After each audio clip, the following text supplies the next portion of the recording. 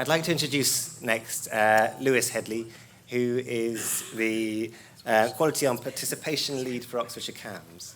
And he's going to be talking to us about patient participation and integrating that into working with schools.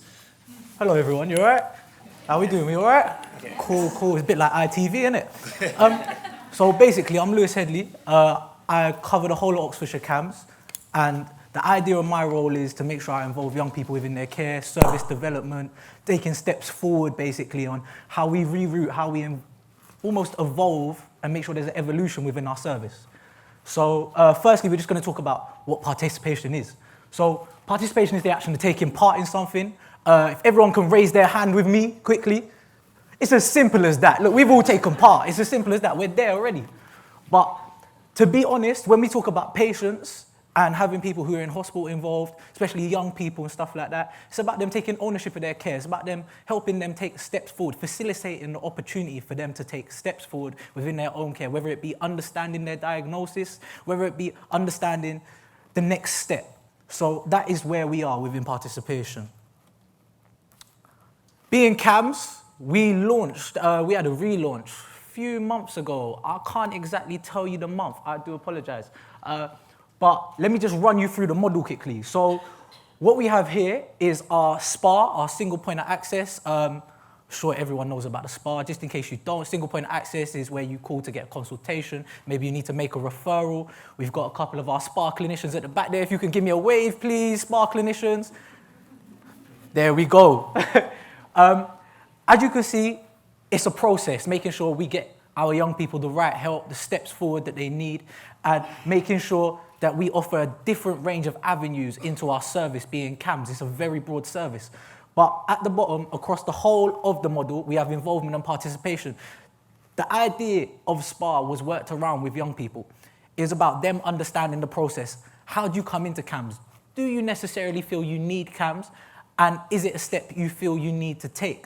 So from essentially the referrer, we have an opportunity in SPA where young people can phone us up themselves. They can ask us questions. We can offer a chance for consultation. That is a part of involvement. It's about involving them in their care. If they can do it from the first step, then they're taking ownership already. And it's almost breaking down the idea of that taboo and that stigma of what is mental health. So that is just an example there. What have we done within CAMHS? We've done a few things. We've got a participation group. So our participation group is made up of people who are currently within the service receiving treatment and those who are just generally interested about developing services. The group works on many projects. Currently, we're working on an idea where hopefully we could set up an event like this. I might have to take your template, going really well. But we could set up an event like this and people are able to come and find out about CAMHS, find out about what are the range of services, the range of treatments that are available, and how we kind of find our way to help you to get to where you need to be. We understand that not everyone is going to take the same steps. We get that, but that's why if we involve you in your care from the get-go and you feel the need to be involved from the get-go, that's why stepping forward can be a bit easier. So we had consultation from young people on the new service model. The new website, go check it out, it's looking good. All that has been built by young people with us in mind as well. And they have looked at the color scheme from the idea of do we go for that simplistic look, down to the graphics and the content and the information. Creative material in the waiting area. We understand the waiting area, it can be a bit boring sometimes. Things like just allowing people to be sociable within the waiting area, creating conversation, feedback boxes and stuff like that. Quote of the week, so we have a whiteboard where young people come and write their quote of the week. We've got some lovely quotes. Sometimes it's float like a butterfly, sting like a bee. It might be that, or other times it's something nice, like if it's not okay today, it's not the end. Everything will be okay in the end. We've got some real creative kids waiting for us for their service. Embedding I want great care. Now that's something we use personally for CAMHS. And that is just about us getting feedback, making changes. But we've spoken to young people about the use of that and how we work around that. And they've helped us make changes, whether it be how we collect the information. So a lot of people are sat there with questionnaires. Well, they wanted us to take a step forward. So we've got it on our iPads now. It's things like that. We're taking steps forward and reviewing information. So explaining diagnoses in the way that people might understand. Us being professionals, we talk in a lot of lingo.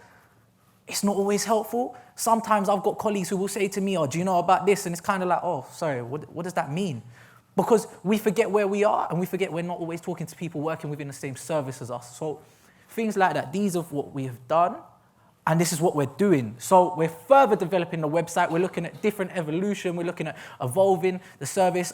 I think it's a case of us taking steps forward from offering information and having a face-to-face contact service. We've looked at things like having appointments through Skype, FaceTime, things like that.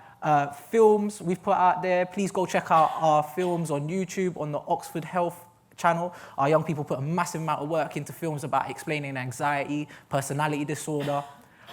We've raised awareness through creating resources, so things like leaflets, your posters, they've been created hand in hand, and we're working on making sure we continue to implement the opportunity for our young people to interview staff.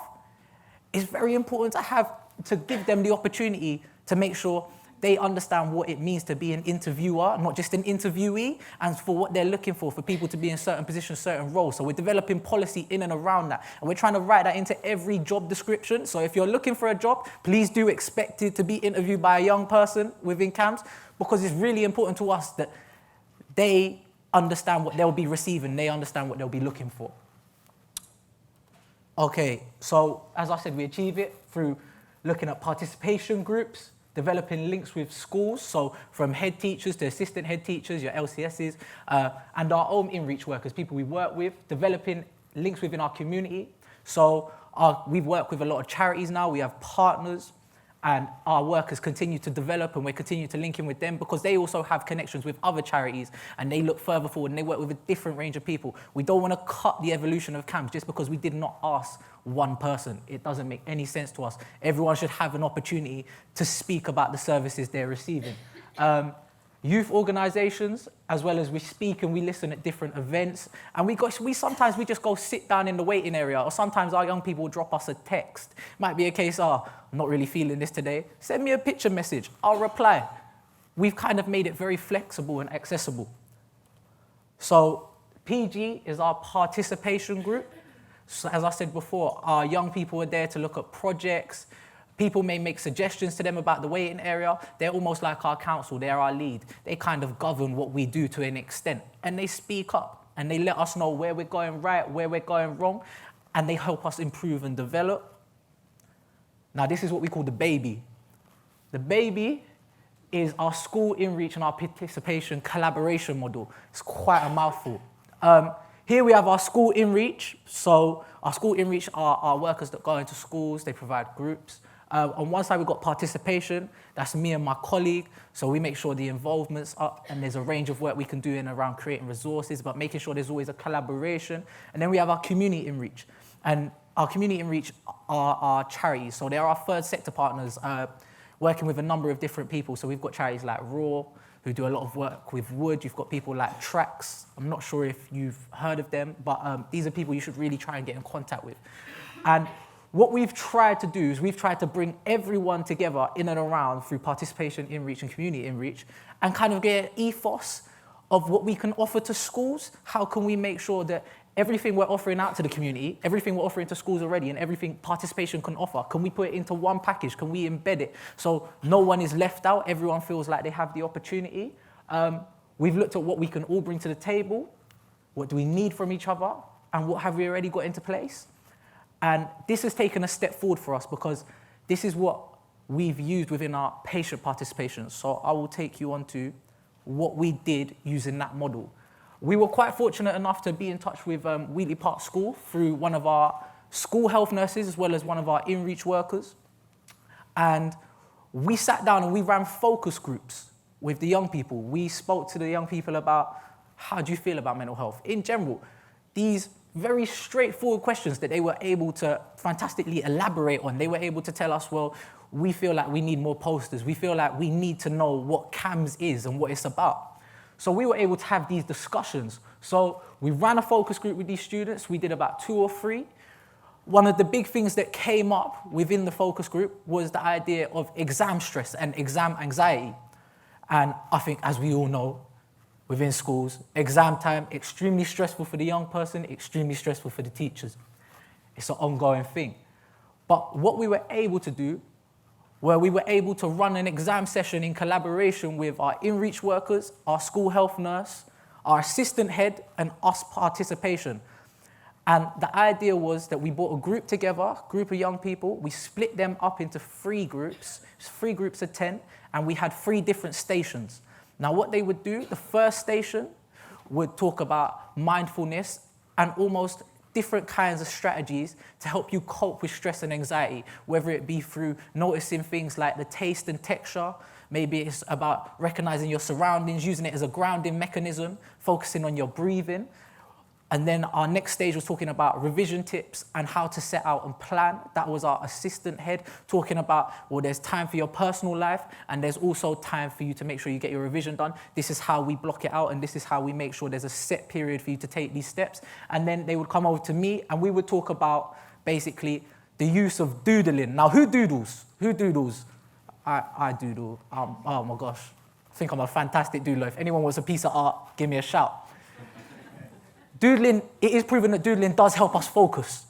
So we spoke to our young people about the use of doodling and having a conversation. And what we did is we also helped them recognize their emotions through doodling as well. So we'd play a piece of music and they would start to doodle. And the doodle would change depending on the change of music. So we first started off with a bit of Lauryn Hill. I love a bit of Lauryn Hill. Quite sad, quite lovey-dovey. And oh, Lauryn Hill, man, that's a different conversation. So, but quite lovey-dovey, we were quite up there, everyone felt high spirits, and you could see that within the doodles, within the lines. And then we went down to a bit of Ed Sheeran, the sad one, 18. And you could see the difference, the change in moods. And we were able to explain to young people, it's all right for your moods to fluctuate. And they could see that through the doodle. It was about taking a practical concept and a skill and something simple that teachers could implement as well and putting it into place. And they were fed back to us, and it was a trial, and we were quite successful with it. And it's come back round that Wheatley Park, again, would like us to run this exam stress session because the students found it so helpful. So these are things we'd hope to pass out and use and do within other schools. Now we're going to take a step forward into our approaches and investment. So what we've done within Wheatley Park, we've now looked at doing, hopefully, within primary schools. We've trialled it within a couple schools.